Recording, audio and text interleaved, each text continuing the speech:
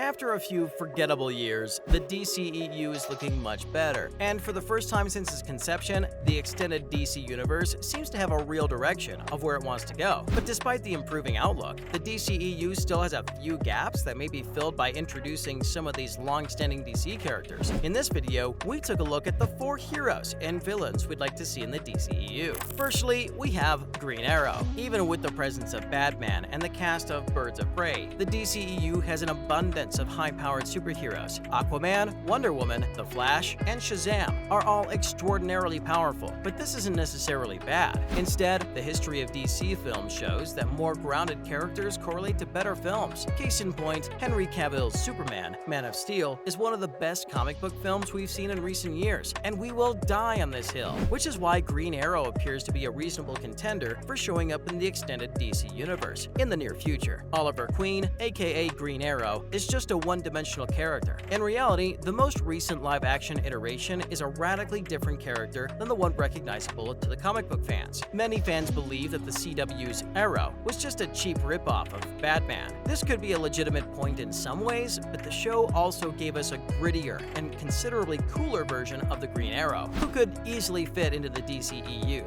His presence would also help to distribute the burden of Batman's large rogues gallery. This would allow the Caped Crusader to focus on Joker and his other enemies, while Green Arrow would gladly face Deathstroke, Deadshot, and other shared villains, just like Stephen Amell's Arrow. Secondly, the Emerald Gladiator. The Green Lantern Corps was already mentioned in the Justice League movie, but Zack Snyder's 4-hour theatrical cut that came out last year digs deeper into this plot, as the Corps are seen fighting Darkseid alongside other heroes and had a lot of emphasis placed on them. The Snyder Cut almost had Jon Stewart's Green Lantern cameo, but Warner Brothers later scrapped plans. What is their problem? The DC hero was supposedly portrayed by actor Wayne T. Carr, with Sidney confirming that he had already shot scenes with the actor before being asked to delete the scenes. As for Hal Jordan, Ryan Reynolds' Green Lantern had a shot at a live-action franchise in 2011, but we all know what went down with the CGI'd suit. The film underperformed, with many believing that the character's reliance on CGI was a big factor. Jumping into the future, technology has advanced significantly in the 10 years since Green Lantern was released, and it may be time for Hal Jordan to activate his ring once more. How about the DCEU trying their luck with Kyle Rayner's Green Lantern now? The fans always enjoy a new face. Green Lantern would fit in with the Justice League squadron established by the DCEU, and it would also allow them to explore some storylines in which Superman goes rogue, a live-action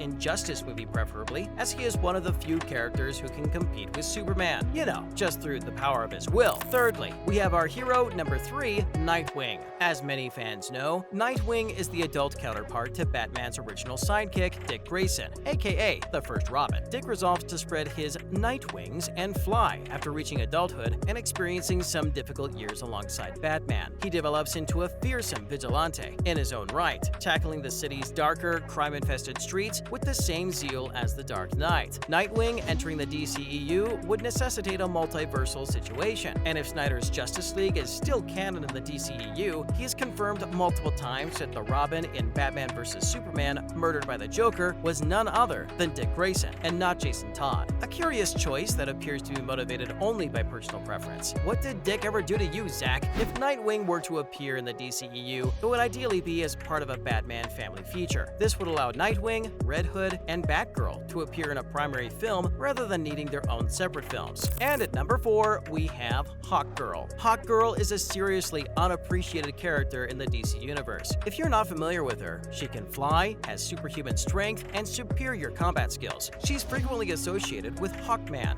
her romantic partner, throughout their lives. Hawkgirl's portrayal in the Great Justice League Unlimited series is the clearest example of how much she can add to a Justice League plot, and doesn't look out of place for a AAA+ Justice League team. She has assumed several guises over the years, but her most frequent one would be Kendra Saunders. Though there have been so many distinct incarnations of the figure, her history has become rather convoluted. This isn't always a terrible thing, as it allows for some creative input without automatically alienating hardcore followers. Additionally, in 2019, 2019, it was reported that Hawkgirl would be a member of the Justice Society of America in Black Adam. However, Dwayne Johnson, who plays Teth Adam, or Black Adam, in the film, stated the following year that those ideas were finally scrapped while Hawkgirl was originally planned to be in the film. But we can't have Hawkman without his Hawkgirl now, can we? And now, the first villain we'd like to see, Slade Wilson. We know what you're thinking. Deathstroke, portrayed by Joe Manganiello, has already been introduced in the DC Extended Universe. Yes, he did appear in a Justice League after-credit sequence, but given the generally underwhelming response of that film, he's unlikely to go much further. Deathstroke is widely regarded as one of the best villains in the DC Universe. Because of his character's grounded realism, he frequently plays the antagonist in Batman's operations. However, just because he lacks superpowers doesn't mean he can't battle toe-to-toe with the big dogs of the DC Universe. He's a freaking mercenary, a highly skilled mercenary. That's no joke.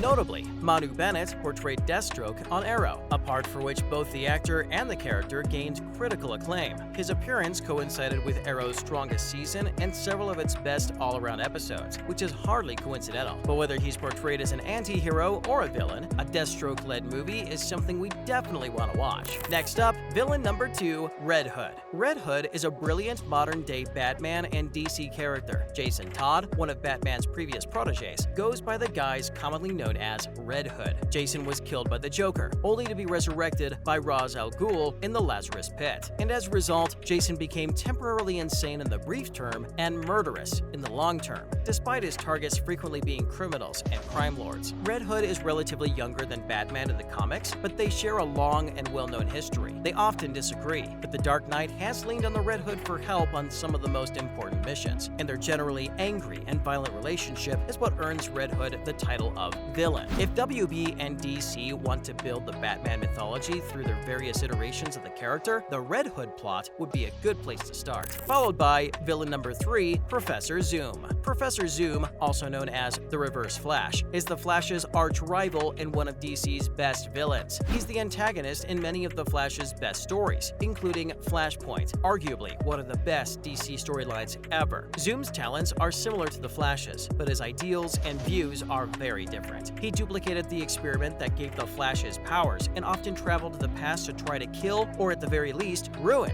his arch-nemesis's life. There are currently few specifics about the Flash film, but it is possible that the Flash's biggest opponent will appear or at least be mentioned in the upcoming film. We genuinely think Reverse Flash would be a great addition and a fantastic future foe for the entire DCEU. And finally, our villain number 4 is no other than Ra's al Ghul. Ra's al Ghul is the leader of the League of Assassins, as you might recall from Liam Neeson's stunning performance in the role in Batman Begins in 2005. Ra's is one of Batman's most formidable antagonists, yet he is frequently pitted against other Justice League members due to his legendary status. He maintains his status and lifespan by dipping his tippy toes in the mysterious waters of the Lazarus Pit. The pit restores Ra's youth and allows him to live longer, and his age varies according to the myth, although it is widely assumed that he is many centuries old. Given Batfleck's age in the current DCEU, it's safe to presume he's had touched with Ra's, but it appears unlikely that Affleck will remain in his capacity for long. But if he does, Ra's would fit right in. More likely, the multiverse opportunities that should be anticipated in the upcoming Flash movie might allow Robert Pattinson, Batman, to enter the DCEU. And if this happens, we might be able to relaunch the Batman villain possibilities. That's all for this video. What are your thoughts on the list of DC heroes and villains we want to see in the DCEU? Do you agree with the list, or do you want to add more characters? Let us know in the comments below. And remember, don't forget to like this video and subscribe to our channel for more exciting content in the future. Thanks for watching. See you next time.